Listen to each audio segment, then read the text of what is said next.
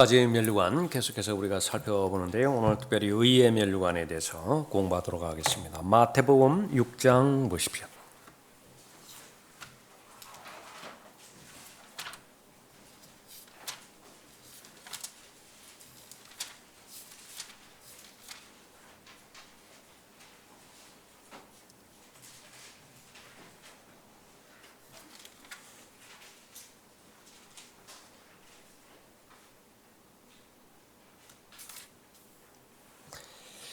마태복음 6장 19절입니다.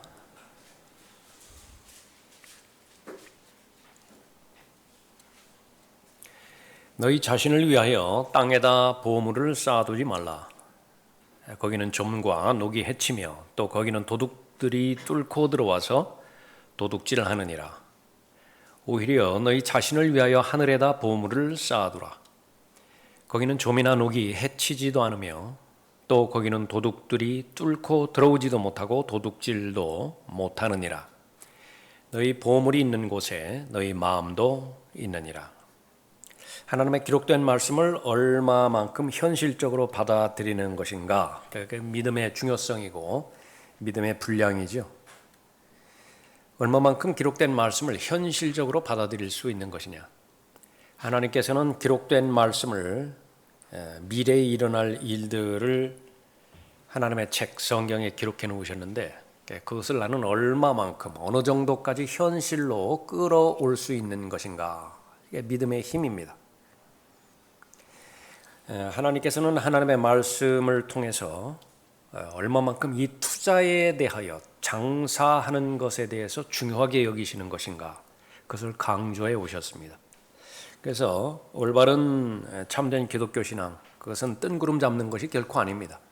관념 가운데 자신의 사상을 세우는 그런 아무런 근거 없는 그 믿음이 아니라, 이데올로기가 아니라 정말로 실제예요. 다만 때가 이루지 않았기 때문에 실현이 되지 않았을 뿐이죠. 어린 생명이 잉태돼서 모태에서 9달 그렇게 있게 되어진 다음에 그 다음에 필연적인 것은 출산이죠. 그런데 그 모태에 있는 동안에는 그것을 인식하지 못하죠. 경험하지 못했으니까. 그 어머니 배 안에 있는 세계가 그냥 우주예요. 그 세계밖에 없습니다. 그러나 분명한 것은 때가 되어지면 이제 세상으로 나오게 되어 있다라고는 사실입니다. 마찬가지로 번데기의 형태로 있을 때에, 애벌레의 형태로 있을 때에 자기가 살고 있는 전체 세계는 그냥 습기가 많고 어두컴컴하고 축축한 그 늪지대가 자기 전체의 세상이에요. 그러나 시간이 지나면은 이제 겉껍질을 벗고 나오지요. 그래서 잠자리가 되고 또 나비가 되는 것입니다. 다른 세상이라고. 거기는 아주 맑은 공기가 있고 휘황찬란한 태양이 비치고 있고 아름다운 꽃들이 있고 전혀 다른 세계가 있는 것입니다. 그러나 둘 다 현실이에요. 늪지대도 현실이고 또 그 위에 있는 세상도 현실이죠. 우리가 경험하고 있는 세상은 죽음 이전의 세상까지입니다. 그러나 과연 죽음 이후의 세상에 대해서는 어떻게 되는 것인가? 그러니까 무엇이 정확하게 그 증거에 의해서, 근거에 의해서 우리에게 다가오고 있는 것인가? 우리는 보는 것을 믿죠. 느끼는 것을 믿죠. 그러니까 태양이 동쪽에서 떠서 서쪽으로 지는 것을 믿어요. 이 경험이 축적되어 있으니까 내일도 틀림없이 그렇게 될 거예요. 태양이 동에서 떠서 서쪽으로 질 것입니다. 그러나 그것과는 비교할 수 없을 정도의 절대무한 증거로서 설령 내일 태양이 동에서 서로 떠서 서로 서쪽으로 지지 않는다 하더라도 명백하게 일어날 사실은 무엇이냐? 다가오는 세상에 대한 진실입니다.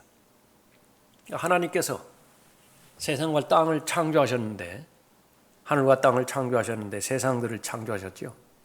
이전에 있던 세상도 지으셨고 현재 있는 세상뿐만 아니라 다가온 앞으로 다가올 세상도 창조하셨어요. 이미 다 완성해 놓으시고 그 다음에 그 사실을 우리에게 알려주셨는데, 강조하시는 것은 무엇이냐 그러면 바로 우리에게 투자할 수 있는 마음, 그 동기를 계속해서 촉구하시는 것입니다. 부여해 주시는 것입니다. 그래서 하나님께서 우리에게 시간도 주시고 기회도 주시고 모든 것을 다 주셨는데, 그것이 하나의 목표의 집약이 돼야 되는데, 그것은 무엇이냐 그러면 그리스도인의 입장에서는 바로 현실을 직시하라라고 말씀하신 거예요. 그리스도인에게 있어서 현실이란 무엇이냐 그러면 휴거와 더불어서 시작됩니다. 휴거가 현실이고요, 그 다음에 이어지는 그리스도의 심판석이라든지 어린 양의 혼인식이라든지 또 다가오는 천년 왕국이라든지, 이것이야말로 현실이에요. 현실 감각을 가져야 돼요. 그것은 반드시 다가올 것이기 때문에 그것을 믿는 사람과 믿지 않는 사람이 있을 텐데, 그 믿는 사람과 믿지 않는 사람의 차이는 무엇이냐? 다시 말하면 꿈을 가지고 있는 것은 누구나가 가능해요. 근데 그 꿈이 계속 공상으로 남아있는 사람이 있고, 그 꿈이 현실로 실현화되어지는 사람으로 나뉘어지는 거예요. 그것은 무엇이냐 하면 오늘 당장 그 꿈을 위한 투자가 이루어지느냐에 달려 있어요. 그거밖에 없습니다. 내가 오늘 이 시간에 내 열정을 가지고 그 꿈이 실현되기 위해서 시간의 양은 상관없어요. 뭐 1시간도 좋고 30분도 좋고 5분이라도 좋아요.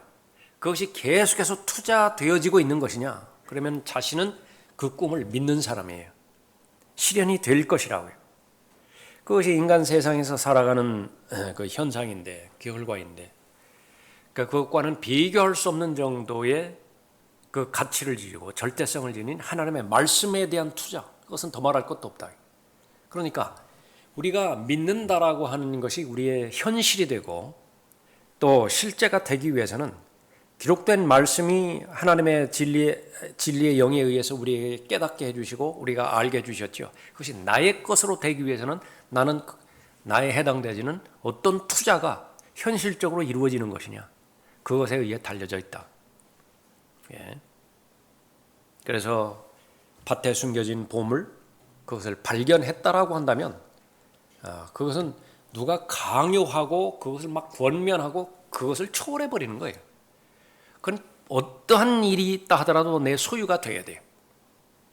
절대적인 가치를 내가 가졌기 때문에 이것을 성령께서 확신시켜 주시는 것입니다. 성령께서 언제 그것을 확신시켜 주시는 것이냐 그러면 하나님의 진리의 말씀을 가공하지 않고 왜곡시키지 않고, 다시 말하면 내 중심적으로 변형해서 받아들이지 않고 그것을 하나님의 말씀 액면 그대로 받아들일 때에 그 들은 하나님의 말씀을 통해서 역사해 주시는 것입니다. 그것이 진짜구나, 그것이 가장 가치 있구나. 그러면 모든 것들이 이제는 예수 그리스도를 중심으로 해서 재편성되어집니다. 지금까지는 나 중심으로 모든 구조가 형성이 되었습니다. 모든 계획들이 그렇게 조성이 되었죠. 그런데 진리를 알고 나서는 그 진리 자체이신 예수 그리스도를 중심으로 해서 모든 것이 이제 재편성되는 것입니다. 군대 용어로 해처모예요. 지금까지 오와 열을 유지해서 왔던 거, 그거 다 무시해버려요. 해처. 다시 재편성되어지는 것인데, 그것이 우리의 마음의 변화예요. 계속해서 5가지 면류관에 대해서 공부하고 있습니다. 그리스도의 심판석에 대해서 공부하고 있고 또 보상에 대해서 우리가 계속 공부하고 있습니다. 그것은 모두 유업으로 연결될 것이고 통치로 이어질 것이에요. 하나님께서 중요하게 여기시는 것만큼이나 나도 중요하게 여기시는 것인가? 그러니까 그것은 이제 믿음의 사람이 되어지는 것입니다. 복 가운데 복이죠. 하나님과 같은 관점에서 바라보는 것입니다.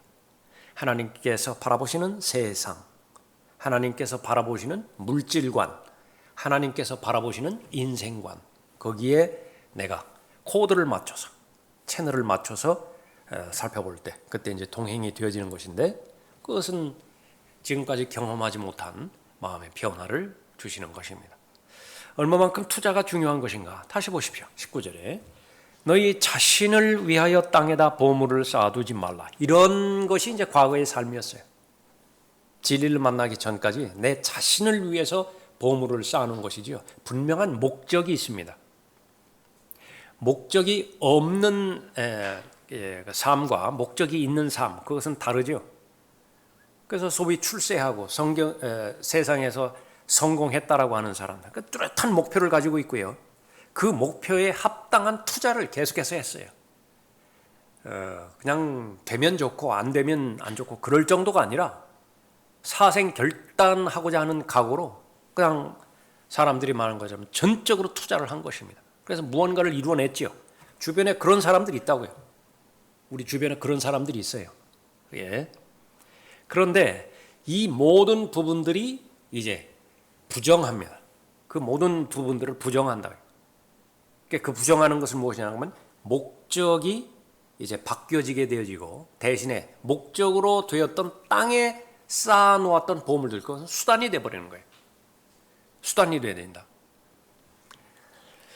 거기는 좀과 녹이 해치며 또 거기는 도둑들이 뚫고 들어와서 도둑질하느니라. 그래서 몇 번 정도는요, 많은 경우는 곤란하고 한 번이나 두 번 정도는 도둑질 맞아봐야 돼요. 그것도 뭐 그냥 별스러운 거 그냥 도둑질 당하러 본 게 아니라 아주 아끼던 거, 아주 귀하게 여기던 거. 여러분 한번 여유가 없는 삶 가운데서 아주 어렵게 11조를 마련해 놓고요. 거기 봉투까지 딱 담아놨는데 그 도둑 맞아봤을 때 그 심정 좀 아세요? 도둑이 와서 11조를 도둑질 해갔어요. 예를 들어서 결혼 반지를 도둑 맞아봤다든지, 그 결과는 이제 허무함입니다. 헛것이 되는 거예요. 그러니까 그 당시에는 아무리 가치 있는 그 의미를 부여하고 그것을 다른 사람도 그렇고 나도 그렇고 그 의미를 부여했다 하더라도 결국은 마지막에 가서는 인정해야 되는 것이 내 소유가 아니다라고 하는 거예요. 지금까지는 다 내 소유라고 생각했다고. 나의 것이에요, 나의 것. 그러나 나중에 하나님께서 알려주시는 것은 내 소유가 아니에요. 심지어는 내 혼마저도 나의 소유가 아니라 내 마음대로 할 수가 없어요. 오히려 너희 자신을 위하여 하늘에다 보물을 쌓아두라. 무엇으로 보물을 쌓아두죠? 지난 시간에 살펴보았던 금과 은과 보석으로 보물을 쌓아놓는 것입니다. 그런데 하나님께서는 이 부분을 통해서 다시 한번 여러분에게 확신하기를 원하세요. 의식하기를 원하시는 것입니다. 어저께 우리 자매 모임을 통해서도 좀 여유가 있으니까 좀 충분히 나눴죠. 자매님들은 좀 지루하셨을지 모르지만 저는 좋았어요. 한 가지 하나님과 관련된 일들을 할 때 내가 의식을 하는 것입니다. 아, 내가 하늘에 보물을 쌓아놓는 것이구나. 오늘도 마찬가지예요. 하나님 앞에 경배드리죠. 그랬을 때 경배 드리는 그 자체만으로도 감사하고 또 의미 있는 일이지만 거기에만 국한되면 좀 아쉽다. 한 걸음 더 나가서 내가 하나님께서 주신 이 기회를, 경배의 기회를 잘 사용함으로 인해서, 다시 말하면 하나님의 뜻에 맞게 드림으로 인해서 하늘에다가 금으로 보물을 쌓아놓는 것이구나. 거기까지 가야 돼요. 거기까지 가야 되는 것입니다. 그러면 그것이 투자 마인드예요. 그리스도인의 투자 마인드라. 내가 다른 사람에게 복음에 대해서 정확하게 그 지식을 전해주었다. 그러면 그 사람에게 복음을 전해주었다라고 하는 그 기회를 주신 것에 대해서 하나님 앞에 감사드리고 거기서 그치지 말고 은으로, 불로 시험을 당할 것이지만은 은으로 하늘의 보물을 쌓았다라고 하는 의식을 뚜렷하게 갖는다고 말해요. 그 강박관념도 아니에요. 그것은 뭐 세뇌도 아니라 있는 것을, 사실을 사실 그대로 내가 한번 확인하는 것이죠. 그 교육입니다. 성경에서 말하는 교육은 계속 반복되는 거예요.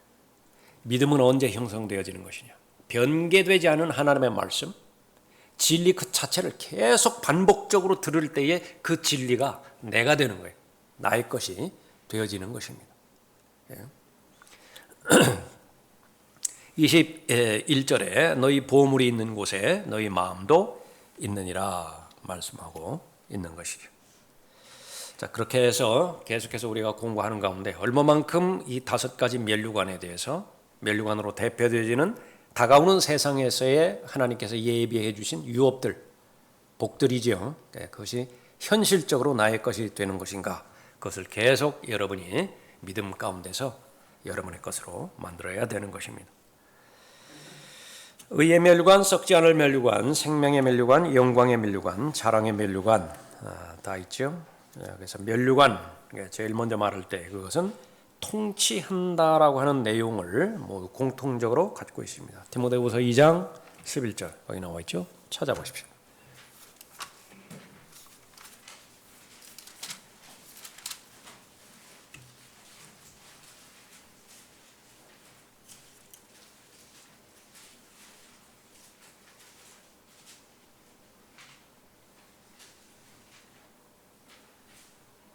(10절부터) 보겠습니다. 그러므로 내가 택함 받은 자들을 위하여 모든 것을 참음은 그들도 그리스도 예수 안에 있는 구원을 영원한 영광과 함께 얻게 하려 함이라. 그래서 이 구원을 얻게 하는 것 하나, 또 병행해서 영원한 영광을 얻게 하는 것 둘, 이것은 구분되지 않는 것이라고 우리가 살펴봤었죠. 그러니까 하나님의 궁극적인 목적은 영광이에요. 영광. 로마서 3장 23절에서 모든 사람이 죄를 범하였기 때문에 어디에 이르지 못한다고 그랬죠? 하나님의 영광에 이르지 못하는 거예요. 그러니까 구원의 계획은, 최종적인 목표는 영광까지 이르러야 돼요. 그럼 하나님의 영광이 무엇이냐? 성경에 나와 있는 모든 것들입니다. 죄의 형벌로부터 내가 구원받았다라고 하는 것이 영광에 포함되는 시작이에요. 지금 계속해서 우리가 죄의 실제로부터, 죄의 위협과 죄의 능력으로부터 우리가 계속해서 싸워나가죠. 하나님의 영광을 위해서 그 일들이 진행되어지는 것입니다. 그러나 궁극적으로는 이 죄 자체로부터 이제 완벽하게 자유로워질 것이죠. 그것이 바로 구원에 관한 그런 영역이라고 한다면, 우리가 하나님께서 예배해 주신 복도 마찬가지입니다. 구원이라고 하는 선물을 받는 것으로부터 영광이 시작되어지는데, 그것이 충만하게 채워지는 것은 무엇이냐? 그것은 바로 보상과 유업과 통치, 그것을 말하는 것이죠. 11절에 이 말씀은 신실하도다. 우리가 그와 함께 죽었으면 또한 그와 함께 살리라. 우리가 참으면 우리도 그와 함께 다스릴 것이요, 우리가 그를 부인하면 그도 우리를 부인할 것이라. 그래서 이 구원에 대해서 말씀하시고, 영원한 영광에 대해서 말씀하시고, 다스리는 것에 대해서 연결해서 말씀하시죠. 근데 그 다스리는 것에 대해서는 이제 예수 그리스도를 왜 그렇게 시인해야 되어지는 것인가, 구원받은 이후에 그것을 말씀하고 있습니다. 13절에 우리가 믿지 아니하여도 그는 항상 신실하시니 그는 스스로를 부인하실 수 없습니다. 그래서 구원과 받게 되어지는 보상, 그것이 교리적으로는 분명히 다른 부분이지만은, 그러나 출생이 의미 있기 위해서는 성장과 반드시 연결이 돼야 돼요. 성장이 의미 있기 위해서는 바로 아버지의 유산을 상속해야 되죠. 같이 통치를 해야 되어지는 것입니다. 교재에 보시죠. 이 통치는 교회 시대인 지금 통치하는 것을 말하는 것이 아니라 이 생이 아닌 다가오는 세상에서의, 바로 재림 후의 땅 위에서의 통치를 말한다. 요한계시록 5장 10절에서 우리 하나님 앞에 우리를 왕들과 제사장들로 삼으셨음이니 우리가 땅 위에서 통치하리이다. 그래서 이것은 결코 영적인 통치를 말하는 것이 아니라 실제적인 통치를 말하는 것입니다. 요한계시록 20장 4절에서도 또 내가 보좌들을 보니 그들이 그 위에 앉았는데, 심판이 그들에게 주어졌더라. 또 예수에 대한 증거와 하나님의 말씀으로 인하여 목배임을 당한 사람들의 훈들도 보았는데 그들은 그 짐승에게나 그 형상에게 경배하지 아니하였을 뿐만 아니라 그의 표를 그들의 이마 위에나 손에도 받지 아니하였더라. 그러므로 그들은 살아서, 여기에 그들은 첫째 부활에 참여하는 모든 사람을 다 포함하고 있죠. 구원받은 모든 사람들이라. 그들은 살아서 그리스도와 함께 천년을 통치하더라.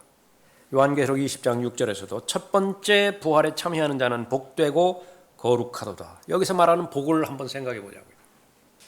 시편 1편에서 말하는 복이 있죠. 행복한 사람. 요한계시록 20장에서 말하는 복은 어떤 사람이냐? 통치하는 사람이에요.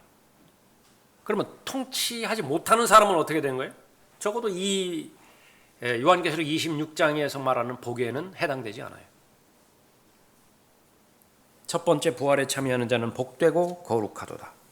둘째 사망이 그들을 다스리는 권세가 없고 오히려 그들이 하나님과 그리스도의 제사장들이 되어 천년 동안 그와 함께 통치하리라. 그리스도인이 받을 수 있는 서로 다른 면류관 5개가 있다. 이는 그리스도인이 받게 되는 하늘의 유업의 일부이다. 5개만 있을는지, 대표적으로 5개만 설명하고 있는 것인지 잘 모릅니다. 분명한 것은 5개는 분명해요. 그렇죠? 우리에게 주어진 은사들이 있죠. 로마서 12장이라든지 고린도전서 12장, 에베소서 4장, 베드로전서 4장, 여기서 말하는 은사들이 아주 다양한 은사들이 있는데 그 은사들이 거기에서 열거하는 것이 은사들 전부인 것인지 아니면 그 외에 또 다른 은사들도 많이 있는 것인지 우리는 정확하게 잘 모르지만은, 그러나 분명한 것은 성경에 나와 있는 것은 최소한이에요. 그건 분명하게 있다. 하늘의 유업의 일부이다. 하나님께 순종함으로 믿음으로 거룩한 삶으로 받을 수 있다. 이 멸류관을 받는 것은 그리스도인의 행위와 관련이 있다라고 하는 것이죠.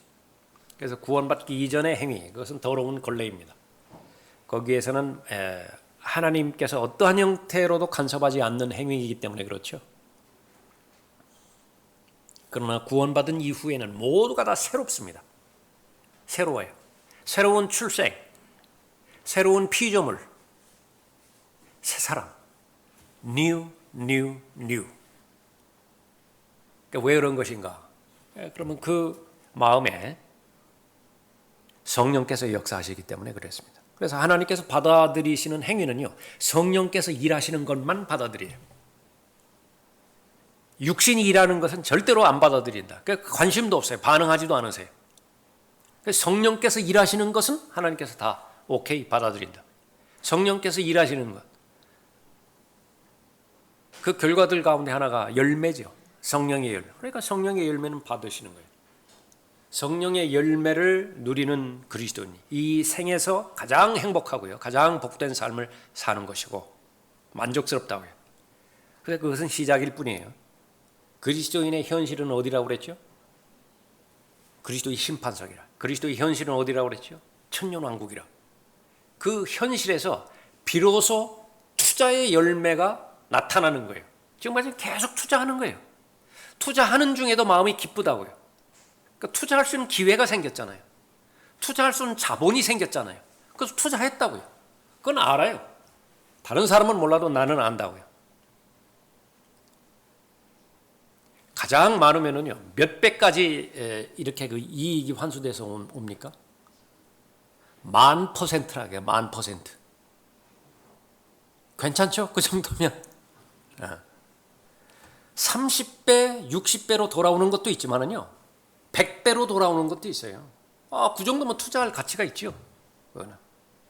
그러니까 내가 즐겁다고, 내가 만족스럽고 가치 있는 삶을 살다고요. 내일을, 지금 현재가 좀 고달프지만은 내일을 살 의욕을 하나님께서 주시는 것이에요. 그런데 마침내 그때가 왔죠. 이제 배당금이 나눠지는 때가 있다고요. 그때가 이렇게 주어졌을 때에 현실이 되어지는 것인데, 그것은 바로 그리스도인의 행위와 관련이 있고 성령 하나님께서 주시는 그 열매가 한 가지 예가 된다. 그래서 하나님 앞에 드려지는 모든 것들, 그것이 잘 모를 때는 좀 손해라고 생각하고 내가 선심 쓰는 것으로 좀 생각할 수도 있다. 하나님 앞에.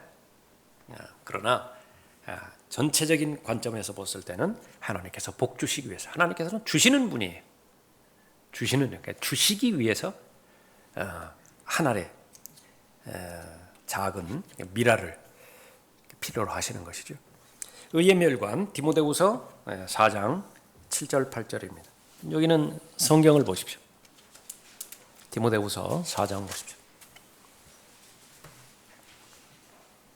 7절 8절의 그 내용이 결론인데 이 결론에 이르기까지 어떤 문맥을 말씀하고 있는 것인가? 그러므로 1절 그러므로 내가 하나님과 주 예수 그리스도 곧 그가 나타나실 때와 그의 왕국에서 산 자들과 죽은 자들을 심판하실 분 앞에서 내게 명하노니, 이렇게 결산과 관련돼서 서두를 떼죠. 그래서 이 말에 앞으로 이어지는 맥락은 바로 그리스도인의 입장에서는 휴거와 그리스도의 심판석입니다. 그러니까 그것이 너무나 분명한 사실이고 성경적 명제를 근거로 해서 말한다고요. 너는 말씀을 전파하라. 때를 얻든지 못 얻든지 항상 대비하라. 모든 오래 참음과 교리로 견책하고 책망하며 권고하라. 때가 이르리니 사람들이 건전한 교리를 견디지 못하고, 여기서 말하는 건전한 교리 1절을 우선적으로 생각하세요. 휴거에 대한 교리와 그리스도의 심판석에 대한 교리, 이 부분을 견디지 못한다. 왜냐하면 가치관이 바뀌어져야 이 교리를 받아들일 수 있거든요. 그런데 아주 결심을 했어요. 나는 다른 것은 모른다 하더라도 세상에 대한 가치관은 바꾸지 않을 것이다. 아주 이 부분을 작심을 하고 설교도 듣고 성경 공부도 하고 무슨 뭐 헌신이라든지 경배라든지 그런 거 기타 여러 가지 한다. 그것은 무엇이냐 그러면 아까 마태복음 6장에서 살펴봤던 것처럼 땅에 있는 보물을 바라보는 내 시각, 이것은 절대로 난 안 바꾸겠다. 그래서 실제로 마음 깊은 곳에 자리 잡고 있는 것이 이생이에요. 이생.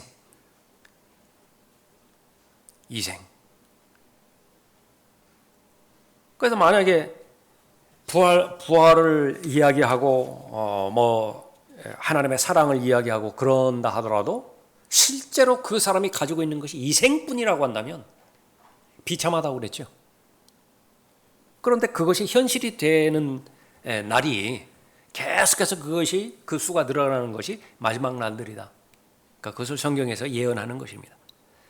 사람들이 건전한 교리를 견디지 못하고 그들 자신의 정욕에 따라 가려운 귀를 즐겁게 해줄 선생들을 많이 두리라. 그래서 여러 가지 설교의 형태는 띄지만은 내용 들어보면 다 인문학이에요. 내용 들어보면 다 심리학이에요. 내용 들어보면 다 가정 경영학이에요. 어떻게 하면 그 자녀를 잘 양육시키고 훈련시킬 것이냐, 어떻게 성경적인 가정을 그렇게 꾸릴 것이냐. 그 타이틀은 거창하게 아름다운 그 세미나 이름을 그렇게 붙였지만은 정작 가서 본다고 한다면 어떻게 하면은 이 생을 살아가는 데 있어서 자신이 생각하는 마음과 부합되게 행복하게 안정되게 평화롭게 살아갈 것이냐. 그러니까 그것에 온통 관심을 갖거든요. 그러니까 그 요구를 채워주는 그런 교회 설교자, 그런 그 신학, 이것이 너무나 인기가 있다. 그러나 그것과는 무관하게 사람에게 호감을 사는 것으로부터 자유로워진 상태에서 하나님께서 맡겨주신 말씀 그대로만 전파하는 데 있어서는 쉽지 않은 세대라. 왜 그러냐면 예수님께서 미리 예언해 놓으셨죠. 그 믿음이 발견되지 않는 세대예요. 우리가 살아가는 이 시대는. 탐심이라고 하는 과거 시절에는 비교할 수 없었던 강한 우상이 사람의 마음을 장악하고 있기 때문에 그래요. 욕심, 욕망, 탐심, 자아실현, 이기적이고 자기중심적이고 이런 것들이 이제 계속 세상의 풍조가 되는 것이죠. 그런 선생들을 많이 두리라. 또한 그들이 그들의 귀를 진리에서 돌이켜 꾸며낸 이야기로 돌리리라. 그런데 문제는 뭐예요? 분명히 성경에서는 진리에서 돌이켜 꾸며낸 이야기로 말하고 있는데 모두가 다 성경 본문 말하는 거예요. 모두가 다 디모데후서 4장 피라는 거예요. 모두가 다 고린도전서 15장 피라는 거예요. 설교자도 말씀 읽고 그 회중들도 같이 동조해서 그 본문을 읽는다고요. 그러니까 결론은 달라요. 그것이 하나님 보시기에는 분명하게 진리에서 돌이켜 꾸며낸 이야기로 지금 삼아가고 있는 것인데 본인들은 그거 인정하려고 하지 않는다. 그러나 너는 한 사람이죠, 한 사람. 절대 다수가 그런 방향으로 돌아간다 하더라도 그러나 너는 어떤 사람이죠? 바로 건전한 교리, 그것을 있는 그대로 받아들이는 사람. 하나님의 말씀 그대로 받아들이는 사람. 그러나 너는 모든 일에 정신을 차리고 고난을 견디며 전도자의 일을 하고 내 직무를 완수하라. 행위입니다. 의의 면류관, 행위란 몇 가지 나오죠? 정신을 차리는 것이고요. 모든 일에 정신을 차리는데 제일 먼저 자신에게 주의하는 것으로부터 포함됩니다. 자신을 살펴야 돼요. 자신에게 정신 차려야 됩니다. 그리고 고난을 견디고요. 왜 고난을 견뎌야 되는 것이냐? 하나님의 뜻대로 살고자 할 때에 하나님께서 병행해서 말씀해 주셨습니다. 이집트로부터 탈출할 때, 엑소더스 할 때 병행해서 일어나는 일을 말씀해 주셨다고요. 그건 추격이에요. 이집트 군대가 추격해 올 것을 미리 알아야 돼요. 대비해야 된다. 마찬가지로 하나님의 뜻대로 내가 거룩하니 너희도 거룩하라라고 하는 하나님의 뜻을, 하나님의 말씀을 목표로 해서 살 때에 병행해서 알려주세요. 당황하지 말라고. 그것은 박해가 따를 것이라고, 고난이 따를 것이라고. 영적인 의미에서 우리가 하나님의 나라에 들어갈 때, 다시 말하면 휴거를 맞이하기 전까지 하나님의 나라, 거듭나면 당장 하나님의 나라에 들어가죠. 그러나 휴거와 재림의 관점에서 그 하나님의 나라가 실현되어질 때까지 많은 환난을 당할 것이라고 미리 말씀해 주셨어요. 그러니까 그것이라. 그 고난을 견디며 행위죠. 몸으로 하는 반응이기 때문에 그렇습니다. 전도자의 일을 하고 내 직무를 완수하라. 구원받은 모든 사람은 다 전도자죠. preaching, 좁은 의미에서는 강단에서 설교하는 것이 preaching이죠. 공개적으로 말씀 전파할 수도 있고요. 그런데 이 말이 한 개인을 설득시키는 말에도 적용이 되어집니다. 그러니까 누가 하는 것이죠? 어저께 우리 자매님들 개개인적으로 개인 놓고 어린아이를 상대로 해서 노인들을 상대로 해서 설득을 시키잖아요. 진리의 말씀을 설득시키잖아요. 모두가 다 프리칭이에요. 전도자라고 해요. 그 일을 하고 그 다음에 직무를 완수하라. 가정에서의 직무가 있겠죠. 교회에서의 직무가 있겠죠. 그 일을 감당하기 위해서 하나님께서는 은사도 주셨고 성령께서도 내주하고 계십니다. 내가 이미 제물로 드려질 준비가 되어 있고 떠날 때가 이르렀도다. 내가 선한 싸움을 싸우고, 첫 번째 달려갈 길을 마치고, 두 번째 믿음을 지켰으니, 세 번째 다 행해요. 구원이라고 하는 선물을 받은 그 이후로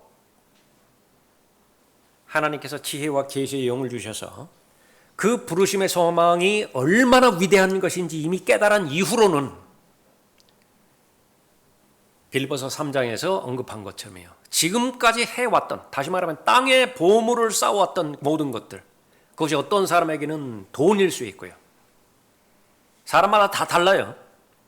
어떤 사람은 아주 돈에 욕심이 많은 사람이 있어요. 어떤 사람은 돈에 대해서는 별 관심이 없는 사람도 있어요. 다 돈에 욕심 있는 사람 아니에요. 근데 그 사람은 명예라면 또 죽어요.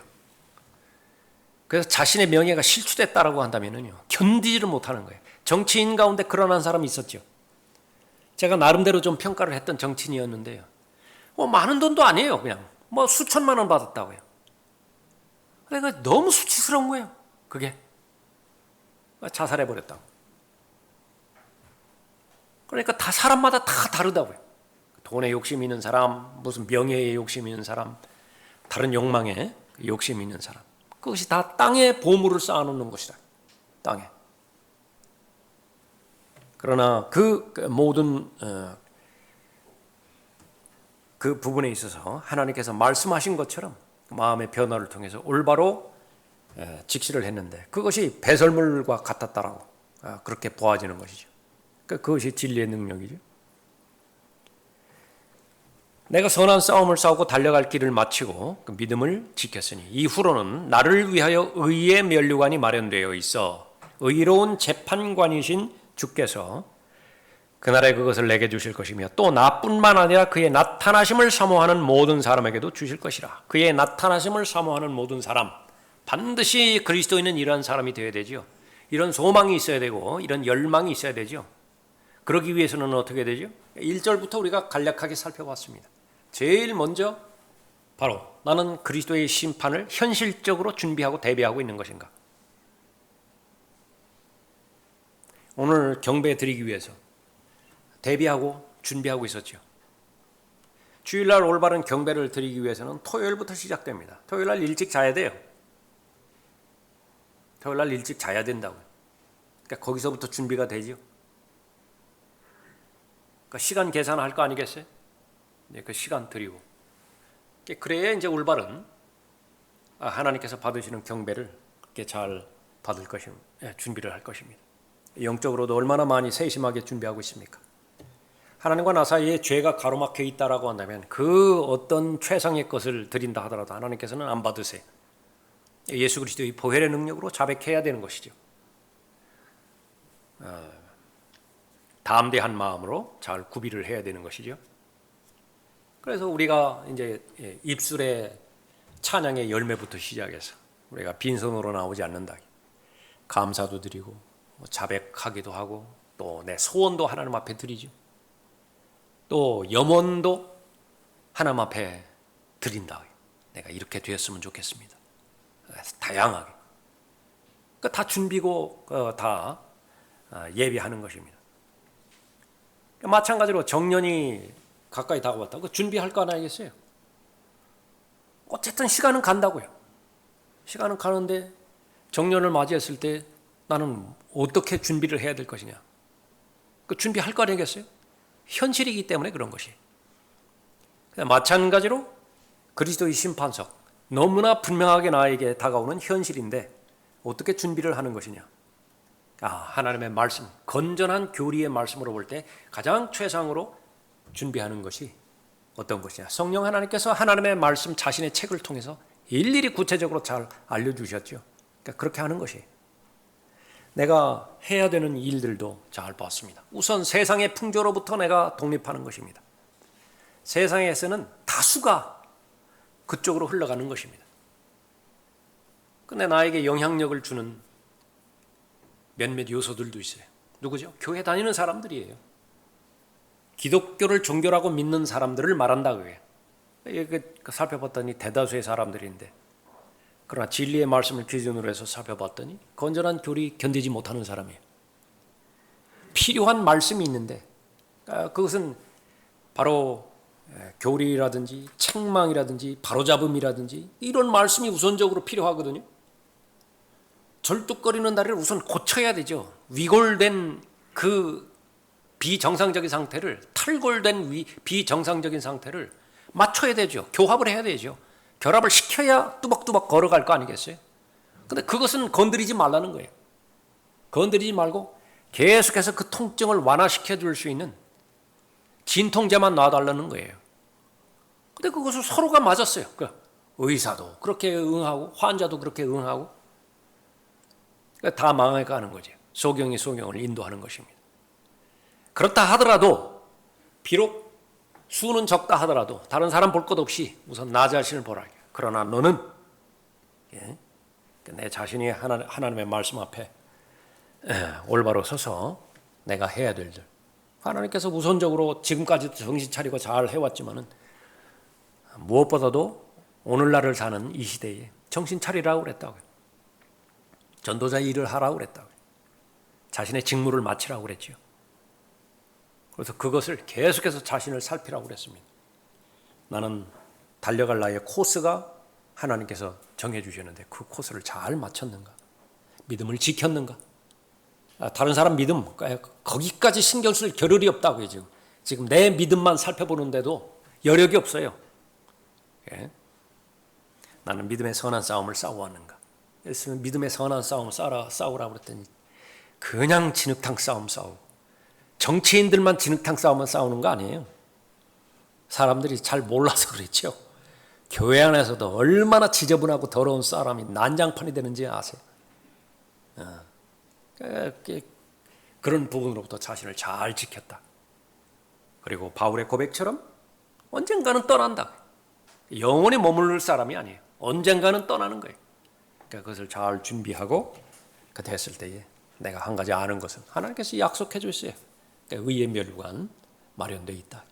근데 그것이 왜 바울이 이런 고백을 하게 되었는가? 그것은 바울의 동일한 믿음과 그 믿음을 가지고 있다라고 한다면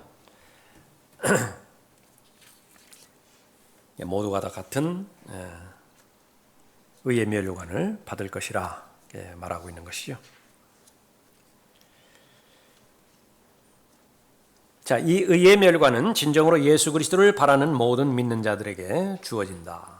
그의 나타나심을 사모하는 믿는 모든 자에게 주어진다. 데살로니가전서 4장 13절부터 17절까지의 말씀이 그 부분이죠. 여기에 나타나는 이 본문에 나와 있는 이 사람들도 마찬가지예요. 이 당시의 사람들은 예수 그리스도를 믿었으면 멀지 않은 날, 적어도 아무리 멀어도 자신이 살아있는 그 기간 내에 예수님 오실 것을 믿었어요. 바울도 그렇게 믿었어요. 그래서 바울이 자신을 포함시키죠. 그걸 우리라고 말했다기 우리라고. 현실성입니다. 현실성. 그래서 하나님께서 좋아하시는 사람, 얼마만큼 현실적으로 기록된 말씀을 믿는 것인가. 그러니까 이런 사람들이 바로 다가오는 세상을 믿는 사람들이라 그렇게 말하고 있죠. 그러므로 이러한 말로 서로 위로하라. 18절이 그렇게 마련되어 있는 것인데 참된 위로. 그리스도인이 이 세상을 살아가는 데 있어서 필요한 5가지 요소, 최소한 5가지 요소, 구원부터 시작해서 그 가운데 하나가 하나님의 위로라고 그랬죠. 위로의 근거는 무엇이냐? 잘 될 거야.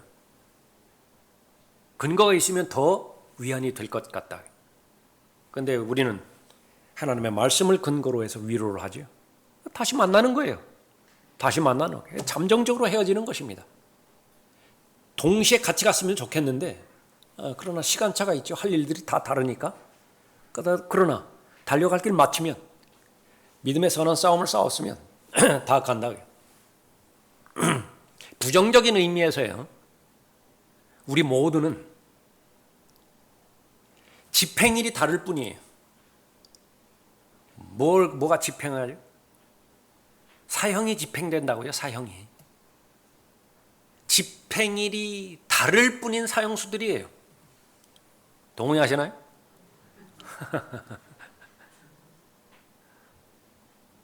그러나 이제 변화된 마음의 상태에서 우리는 이제 본향으로 돌아가는 것인데 제대 날짜 다 달라요. 제대 날짜는 다 다르다고요. 어떤 사람은 이제 사병으로서의 그 복무를 잘했죠. 그럼 아주 짧을 것이라고요. 그러나 우습게 보면 안 돼요. 그 사람이 있기 때문에 그 군대가 유지되는 것입니다. 어떤 사람은 장기 복무하는 사람이 있을 것이라고요. 제대가 좀 늦어져요. 그러나 그 전체가 합해서 하나님의 영광을 이룰 것입니다. 다 본대 복귀하는 거예요. 그것이 바로 데살로니가전서 4장에서 언급하고 있는 이 부분이죠. 자, 오늘은 여기까지 하겠습니다.